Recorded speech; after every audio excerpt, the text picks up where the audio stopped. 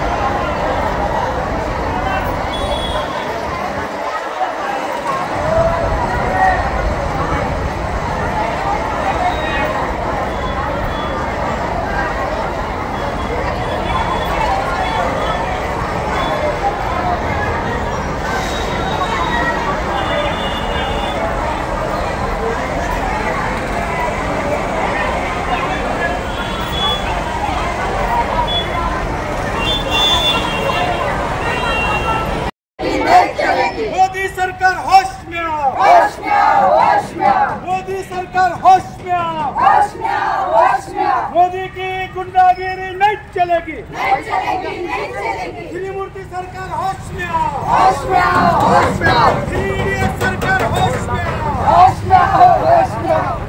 शेतकरी, यूपी मधला शेतकरी, राजस्थान मधला शेतकरी, मध्य प्रदेश मधला शेतकरी, दिल्लीच्या आसपास असणारा शेतकरी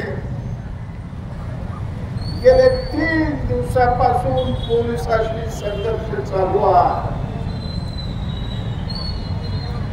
ते दिल्लीच्या आत येऊ नये म्हणून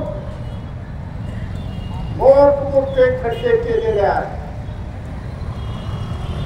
त्या ठिकाणी खिळे ठोकलेले आहेत, सिमेंटची भिंत उभं केलेली आहे, 144 कलम लावलेला। आजच वर्तमानपत्रामध्ये बातमी आली, पोलिसांनी 30 लाख आसू गॅस आणून ठेवले, 30 लाख। पाकिस्तान विरुद्ध जसं युद्ध आहे तसं युद्ध मोदी साहेबांनी आपल्या देशातले शेतकरी आणि कामगारांविरुद्ध सुरू केलेला आहे, म्हणून मी सुरुवातीला त्यांचं जाहीर निषेध करतो।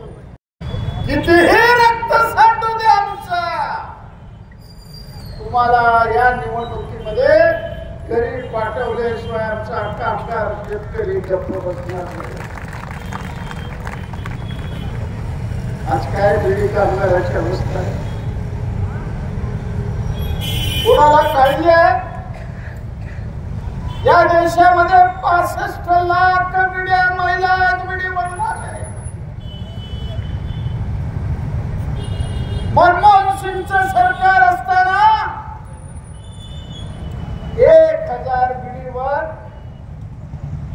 16 रुपये टॅक्स होता। आता किती टॅक्स केलं मोदी साहेबांनी माहिती? 1000 बीडीवर 183 रुपयापासून 200 आम्हा बीडी पडली। आज संपावर आहे, संपूर्ण देशामध्ये जवळजवळ 25 कोटी माणसं संपावर गेले। इतकंच नाही, ग्रामीण भागामधला शेतकरी शेतमजूर मला